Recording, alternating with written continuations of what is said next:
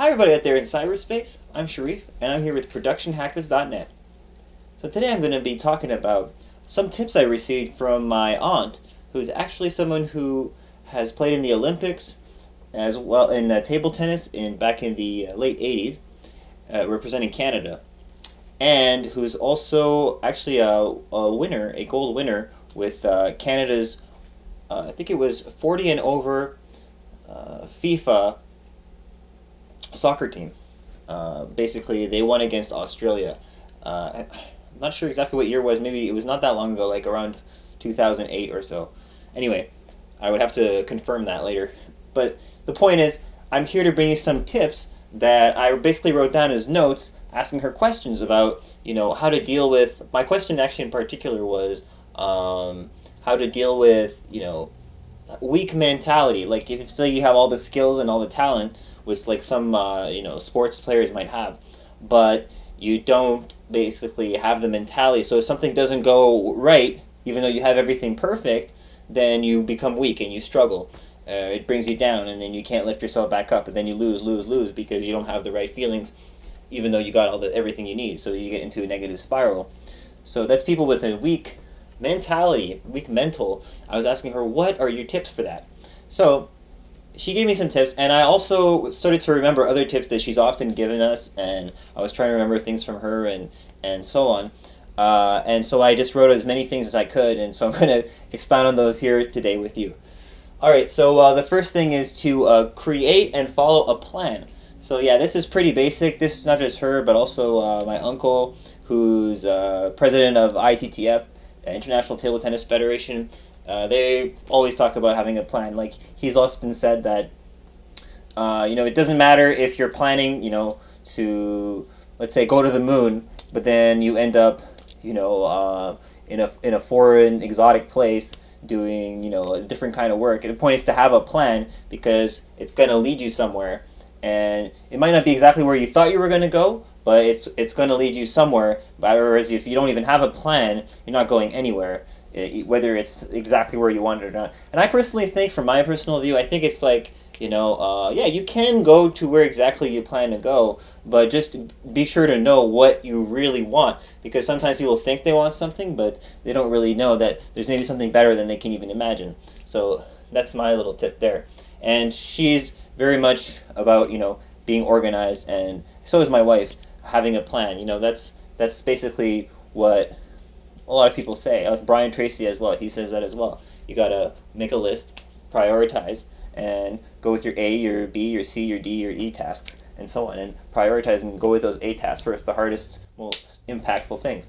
So the next one is focus on improving weak areas and specialties. So I remember she was saying, like, okay, if you lose, if things weren't as you thought, really try to, instead of blame the situation or something like that and look at it, make it an external thing, you look inward and you think, okay, what can I improve? Why did I lose? Like, try to get really fine with the details of it, get technical about it, and be honest with yourself and face where can you improve, because there's always a place you can improve. Wherever you have a weakness, that's the weakest link in the chain, and so that is going to allow things to have a negative impact if you're not careful.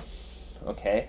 So another thing, and this is kind of a sort of I don't want to say bureaucratic, but more of like a business type thing. Because right now, as much as they were from sports, and I was talking about from that sense, like I said, I wrote other notes, and they mainly run sort of business, they manage business in their way, real estate with them, but basically keep separate files. You want to make sure to be organized with your files. You don't want to have them all bunched together in one place. You also don't want them all scattered. You want them all together, the ones that are relevant together, and you want them to be organized in their own files. So keep separate files, keep things organized, and you want it to be so that she was describing it like, so that you have your files there in your file cabinet, and you can, if someone asks you, they're labeled, and you can just open it, boom, pull out the document just like that. I know a lot of things have gone digital today, but it's still very relevant to have your paper is in order, and because a lot of the big organizations, like the government, for instance, and such established networks, they're still using paper, and they still rely a lot on paper. So you got to make sure that you got your paper straight when you're doing things. And that's actually that's a huge one, and that's actually something my uncle is even better at than she is. So that's his specialty. So you got to keep your papers in order. So another thing she was saying is you gotta, when you think about management in general, as as a principal, you gotta divide life areas and specialties separately as their own areas of improvement. Okay, that's how I wrote it, but this is how I'm going to explain it. Basically, you got to look at, for example, when it comes to your relationships, you got to look at that as one thing. When it comes to your strengths, and when it comes in work, in your technical abilities, you got to look at that as one area as well. You can't try to mix everything at once. You can't generalize too much. You know what I mean? When you look at it from like a business perspective, you're looking from a higher level, then you want to have that as its own category, as something you can improve. Another thing, if you're going to look at it, let's say not the relationships with work, but your love life, those kind of relationships, or your relationship with your family, things like that. So all these different areas are their own areas, and you need to kind of distinguish each one so that you can be sure to get the best of the fine technical aspects and subtleties and nuances for each area properly. And that's also a way to manage tasks. When you split things up, it's easier to finish one small piece of the puzzle at a time, and then eventually you have the whole puzzle done, than to try to take on the whole puzzle at once. So that's that tip right there. The next one is reflect on self realistically when failing and do the work needed. So that was kind of like what I was saying earlier. It's a very similar point to that. You basically really got to check. It could even be that your technique was wrong. Maybe it wasn't. Like even your style that you developed, but maybe it was actually just your mentality or your attitude that day, or something happened earlier, something you ate, or you really got to think of every possibility to enrich your mind as to what could have gone wrong and how you can do better and how you can keep upgrading your skills all around. Okay, so the next thing is don't blame your losses or issues on anything or on others. So it's not just a little bit that you kind of got to look at yourself and say, yeah, it could be partly to the situation, but I do need to improve on this. No. Forget about others. Forget about the situation. Just take full responsibility for it and say, okay, forget about others. I need to focus on myself. I can't do anything about others. I can't control those parts. Why have any energy in things I cannot control? Just focus on the things I can control, and that's going to be where I did wrong. Because all the things outside of me that happened, I couldn't have controlled it anyway. So I can only look at this as an opportunity to only do even better. Even if things do go well, you should still have that mentality and say, okay, yeah, I may have won gold, or I may be a 5-star athlete, but what can I do to improve from here? You still have to look at it that way and stop, looking at your outside environment as an indicator of your success, your internal success. Okay? So the next thing is, once you see an important matter to take care of, don't put it off, do it right away. And this is a huge one, a big one, and she really emphasizes this one a lot. First, maybe to me, because, us nerds, we can sometimes be procrastinators. So, so just when you think of it, do it. I do have an opinion a bit on this, in that I feel that prioritization is key, and that ideally you have your mind organized enough, and she's more organized, so it's maybe more obvious to her, but if you have things really organized properly, it's easier to know what is the priority and what you need to get done first, so you'll think of it and you'll do it. But either way, I think that in the meantime, let's say you're not thinking of the most big priority in this, you should at least do something, and that's why I think she's emphasizing that you should still do something. I do think, and maybe my uncle would agree, it's good to have a kind of, taking a step back and looking at the forest over the trees. But she does have a good attitude in terms of her work ethic, and she's been an athlete. He wasn't as much of a star athlete as her. She was much more of a star athlete. Yes, he became much higher level, let's say managerially in the official federation, but he was never the kind of star athlete she was over the long run. Yes, he was a kind of a star athlete in his youth, but over the long run, she was consistently a star athlete. So that's to give you a point of how it's different, and how these different advices can have different strengths in different areas. Okay. The next thing is, this is a huge one as well. And this one is, I think, super important, and anyone who's really good at what they do or in business is at a high level, they will say that you got to basically learn from those who are better than you and who are ahead of you, and particularly by quite a bit, and listen to them, listen and learn from them. Be humble. Just listen to everything they absorb, what they have, like what everything they're saying is gold. Okay, I'm not saying that everything's going to be perfect, but you need to do that so that you have it in your head so you can evaluate it later. Sometimes it's good to take notes, just like I did here. So this is actually what I'm doing here, providing with you. I'm bringing all this value because of that process. It's me being humble enough to listen and learn to others. Okay, and take notes.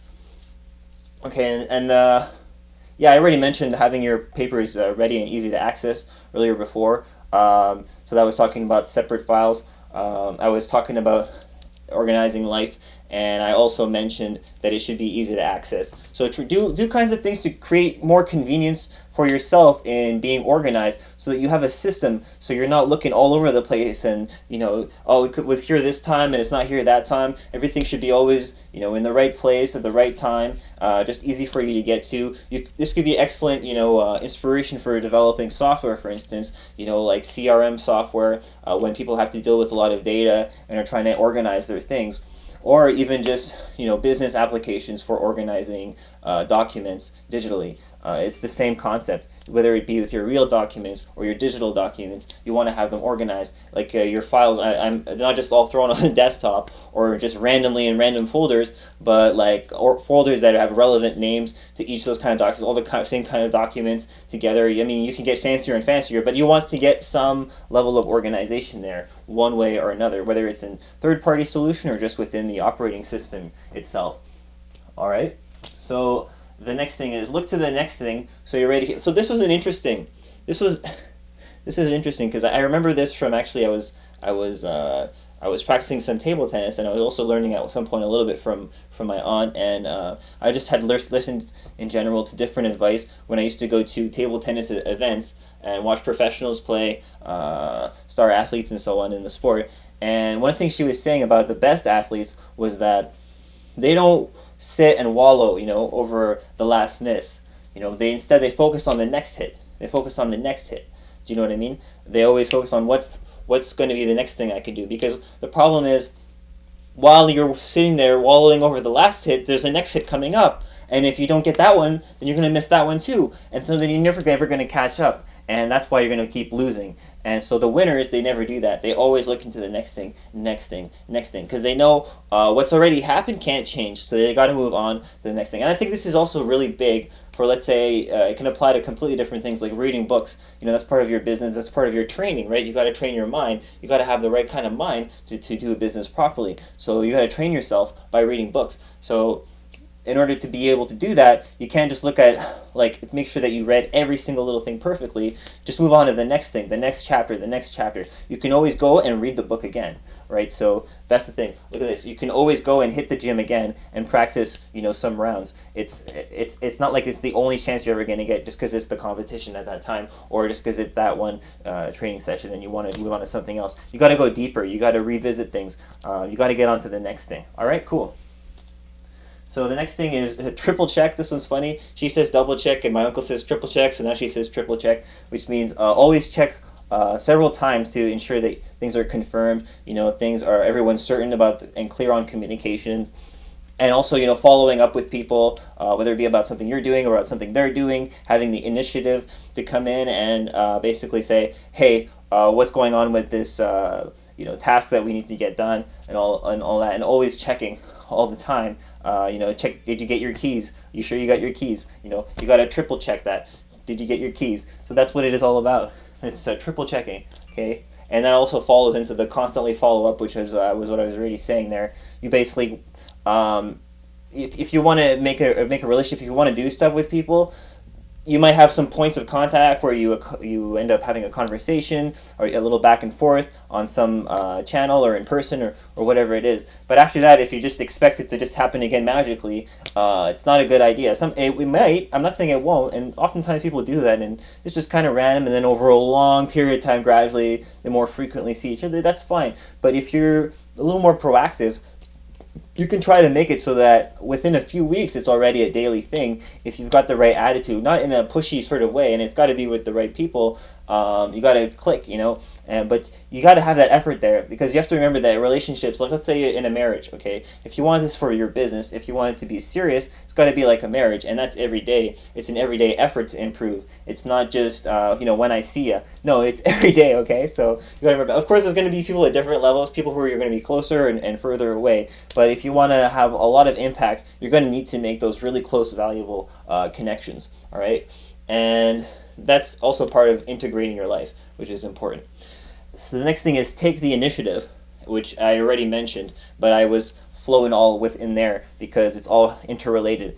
And like I said, you think about it this way, for the guys out there, basically there's girls who might get upset at you if you're in your relationship, your girlfriend or your wife might get upset at you because you didn't think of something that she never told you about, that you would have never thought of unless somebody told you, and then she gets upset at you for that and you think she's crazy. But actually, there is actually an excellent point to that. Think about a business person. Isn't that exactly what a business person has to do? Isn't the business person has to think ahead of what the problem is that someone else hasn't solved that they can solve? Isn't that exactly what it is? So as much as you might complain as a dude that, hey, oh, how am I supposed to know what you're thinking? I'm not a mind reader, right? That's what you're going to say. But really, if you can develop that skill to take the initiative, to think ahead, to be considerate, and think about other people's feelings, and think about your customers' feelings, your clients' feelings, those people who you're working with, your employees or your partners, your team's feelings, people above or below you, all these people's feelings, you got to consider, the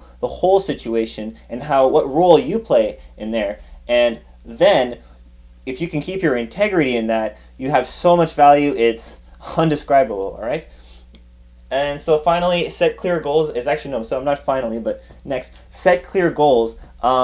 But yeah, it's about making things final. So if you don't know where the goal is, you don't know if you finished, you don't know if you completed the task, you don't know where you're going. So you got to set clear goals. And once again, it goes back into doing lists and then prioritizing and then try to get those check marks in. I completed that task. You want to do that check mark. That's what you want to maybe have it in paper. Sometimes it's better than digital, so you could just physically do that.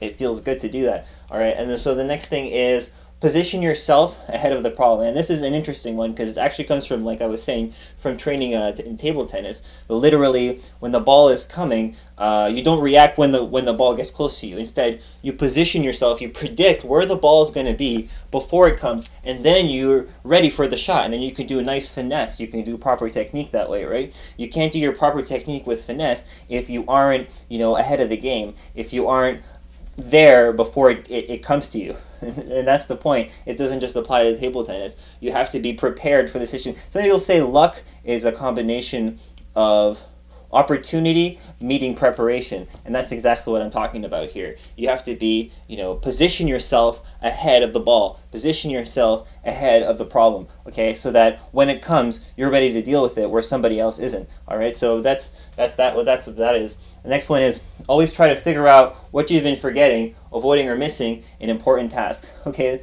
and this is actually probably the main point of this all. Really, it's you really got to try to just think outside of the box as to not just some random what's called out to lunch idea that is not going to lead you anywhere, solve any problems, but what problems there could be. What things could you be forgetting that you're responsible for? What things can you do to improve on what you're already doing? How can you do things better, be more productive, and go more towards the path that you truly believe in and want to go down? So anyway, that's all I got for you today here at Production Hackers, and this has been Sharif. So check out the blog, productionhackers.net. You can check me out on Twitter at Honorable Happy, and more of these higher quality upgraded videos are coming. The site's also going to go through some upgrades, so I'm happy you're here with me, and I'm happy you're here with you. So I'll check you out next time. See ya.